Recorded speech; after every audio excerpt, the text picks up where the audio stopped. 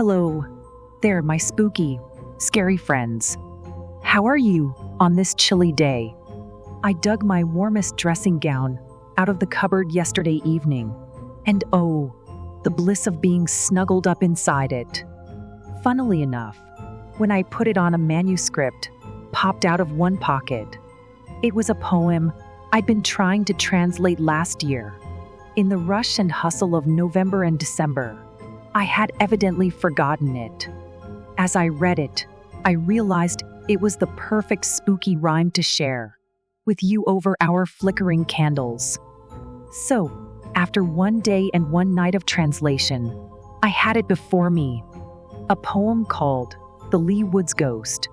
Ostensibly, the writer of the poem based it on a legend from her part of the world. A legend that the people of the area claim is genuine.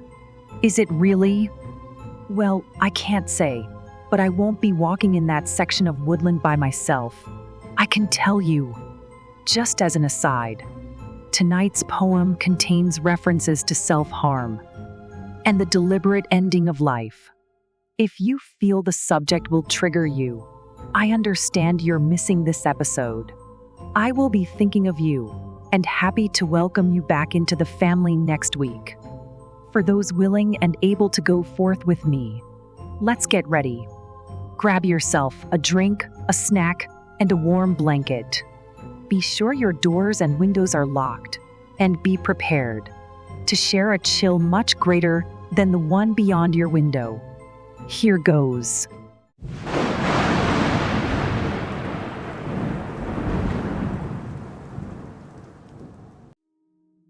The Lee Woods Ghost. Chapter 1.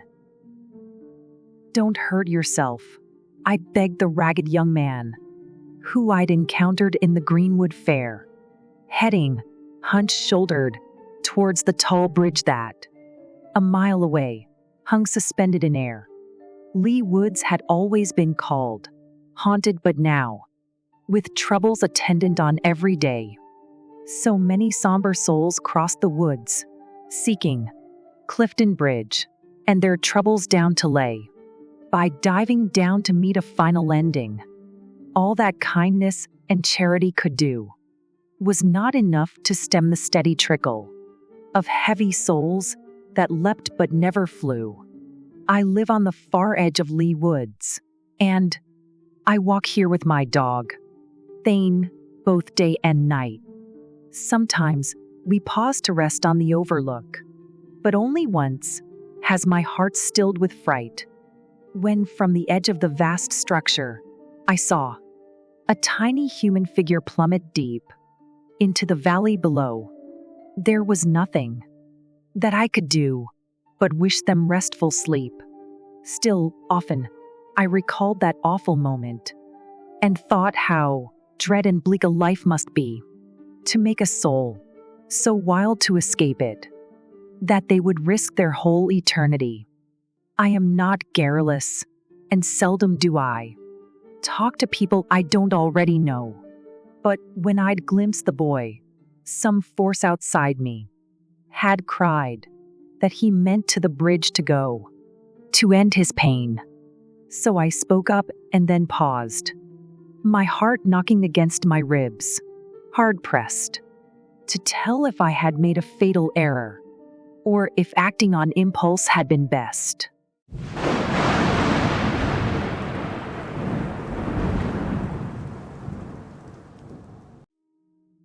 Chapter 2. The boy stopped too. He turned, his head still tilted, down to the leaf-strewn ground. He spoke to me. Who are you? And what business do you have here? What makes you think that you can talk to me? His tone was angry. Still, I gave an answer. I'm Martha Lee. I saw you looked so sad. When I passed by you with my puppy, Thane here, I decided that it would be too bad to let you pass in silence, only after to learn that you had cast your life away. So I said, don't hurt yourself. I'd be glad to do something to help you, if there's a way. What makes you think I need help? just an instinct. In your case, stronger than any before. I feel as if I was put here to help you." He scoffed. "You should be behind madhouse doors." "Maybe. Yet here I am, and here you are too. So if I'm right that you do need some help, ask me. Maybe I can aid you, and if not, at least be glad I won't reproach myself, as I might have if I'd have let you walk on. It will take only a moment to do the deed I have asked. It is just so simple. Name one kind thing that I might do for you, and if you require any more inducement, there is this much. I was born well-moneyed, and I'm richer now than I was back then. I'll pay you if you answer me quickly." I didn't see him reach to strike my handbag, but suddenly it dropped onto the ground. I was staring at it, confused and angered, when from my companion emerged a sound. Like a cat hissing, I glanced up, then I froze. The boy had changed. His hair and eyes were black. I gasped. Sure, I had found an eldritch horror, incensed with me and ready to attack. I'd heard rumors of people running, panicked, from the woodlands in the depths of the night, screaming of dark-eyed spirits that assailed them, their every in-breath trembling with fright. I'd always wondered what frightened people so. Was imagining or reality, provoking such extreme transports of horror? It made even the scornful glad to flee. Well, now just such a thing stood here before me. It would infect anyone with despair. I could have run, but knew I'd not outpace him. The half-ghost was indeed as swift as air. So I drew in a breath and addressed the thing. "I'm sorry if I have made you angry by offering to pay you. I offer now a full and unabashed apology. I meant all for the good, but if I did wrong, I gladly take the fault upon myself. If you want me to leave, you've but to say so. Pray forgive me for boasting of my wealth."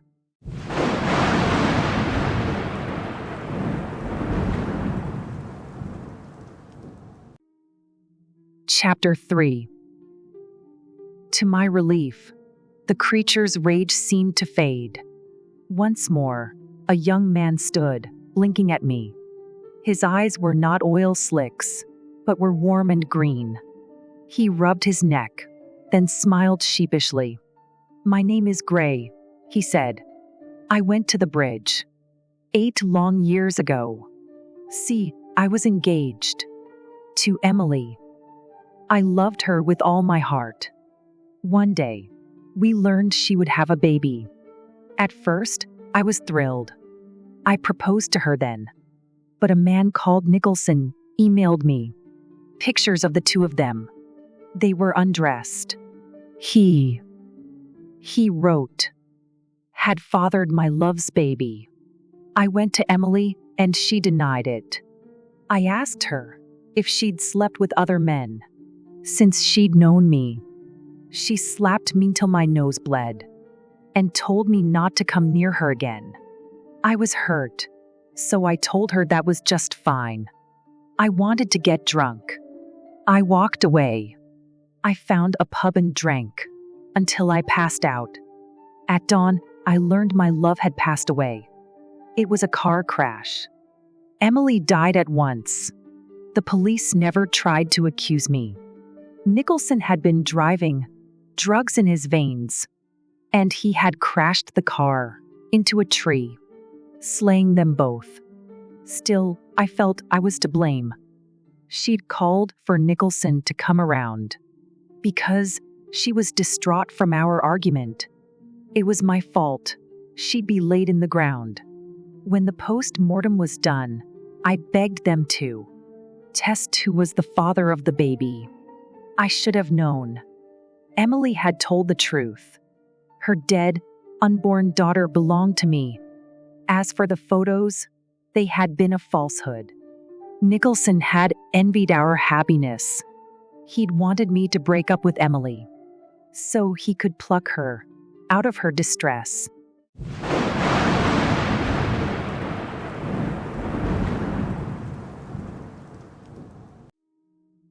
Chapter 4. Dear God in heaven, I breathed. I'm so sorry. I can't imagine how you must have felt. I closed my mouth before I could question why. Someone so young. Such harsh cards had been dealt. After the funeral, Gray said, the guilt stayed. It haunted me. I could not do a thing. I couldn't eat or sleep, couldn't go to work. It was painful, even to be breathing. Sometimes, I railed at Emily for dying, for even entering my rival's car. Why had she trusted him to look after her? If she'd stayed home, she would not have been harmed. Each time, I would conclude that I was at fault. If my anger had not pushed her away, Emily would not have been with Nicholson. She'd be warm in my arms, always to stay. At last, just living became dreadful to me. I felt that I had nowhere else to go, but to the bridge, where my pain might meet an end. After that, I think that you know.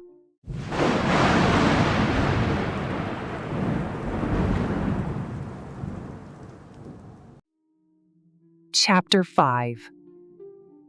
And once you jumped? I asked. I woke up right here. At first, I was amazed. I tried to run out of the woods and back to my apartment. But every time I sought unrestrained sun, I found myself once more trapped in the darkness, once more adrift between the rustling trees. To begin with, I thought that I was alive, but as time passed, I didn't grow hungry or thirsty either. I did not feel the cold. I needed no toothbrush, no soap, no shower. In time, I understood I died at the bridge, and I was beyond any saving power. I thought the extent of my punishment was to remain always trapped within the wood, to stay outside in high heat and in snowfall, never more able to do any good. Sadly, the next morning, some force compelled me back to the bridge to walk. I fought to stay. I struggled, but came to the terminal edge. Beneath me, life and the world fell away. There I was, plummeting into the gray deep. I lived again the pain, the shattering, but this time had no mortality to end. My agony in a wished-for ending. How did you get here then? I asked, bewildered. Gray shook his head. In time, the pain withdrew. Then I felt something holding me, lifting me, returning me to the woodland I knew. Sadly, every fortnight, I am forced again, back to the bridge, to repeat my folly. Each time I fight and plead, but there's no purpose. I ask forgiveness, but there's no mercy. I would give anything to hear the report that I will never leap from the bridge more, that my suffering has earned some remittance, or I can hope someday I will do more than haunt. I've tried to run and flee the trees here, but every time I am brought back again. I think God chose me for this black damnation. And if he did, well, how can I blame him?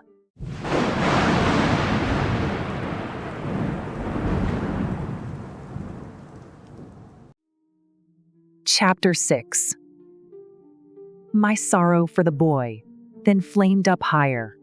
It seemed to me that it could not be fair for one so ill-used to have been thus punished, and left with no way his state to repair. If God holds you in the woodland, I asked him, what if I just ask him to let you go? Gray's green eyes gleamed. No one has ever asked me. Well, perhaps it is something you should know. No one has asked me that, young Gray repeated. In fact, no one pauses to talk to me. The ones who do see me soon hurry away, pretending I'm a dream, ignoring me. Perhaps I am a dream too, I suggested, and we are dreaming the same dream together. If so, Grace said, then I beg you, forget me. Then you won't be trapped in this wood forever. Besides, he went on, what if God's wrath finds you? Because you prayed for somebody like me? He shoved his hand back through his hair and shivered, his fingertips trembling despondently. I don't want you to be hurt, Gray protested. Not when you've done nothing to bring it on. I'd rather disappear right now and leave you than let you suffer for what I've done wrong.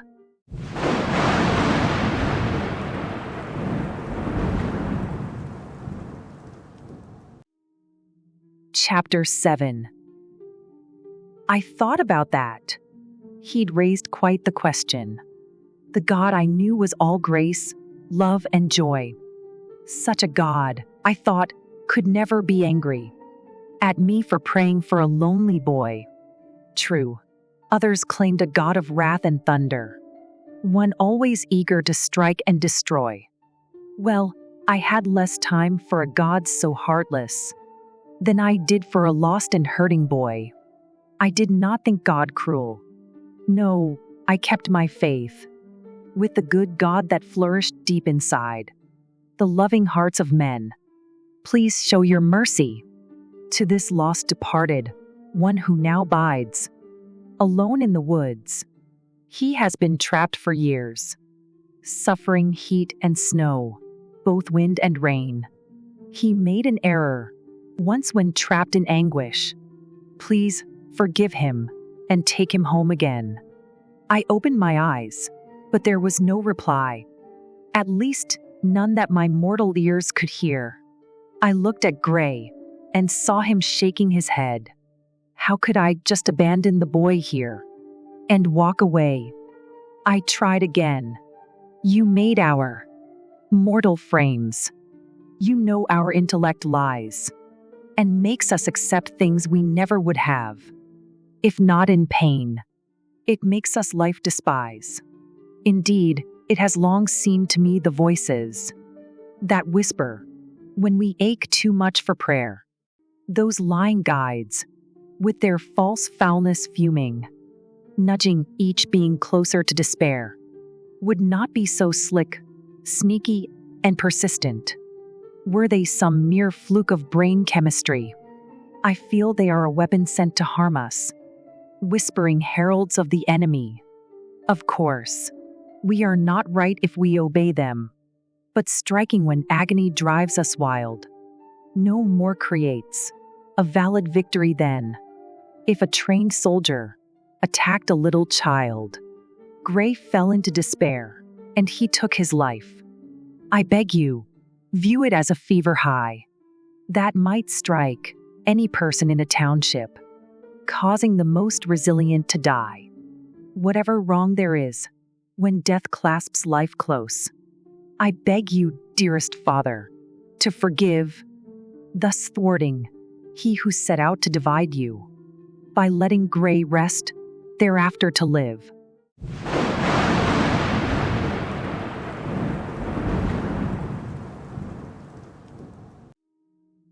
Chapter 8.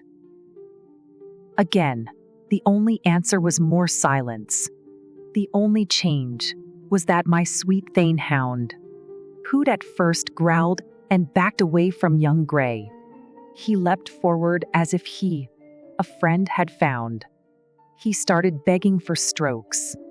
Gray then complied. He stood. I thank you for the thought, he said, but the time has come for me to face my woe and let you get on with your life instead. My punishment calls me to leap down again from the bridge. You'd be harmed were you to stay. Besides, I was taught all self-harmers are damned. If so, there's nothing more for us to say. Perhaps, I answered, but I've read the Bible. Praying for a young ghost boy may sound odd, but I am a believer in miracles. And nothing is impossible with God.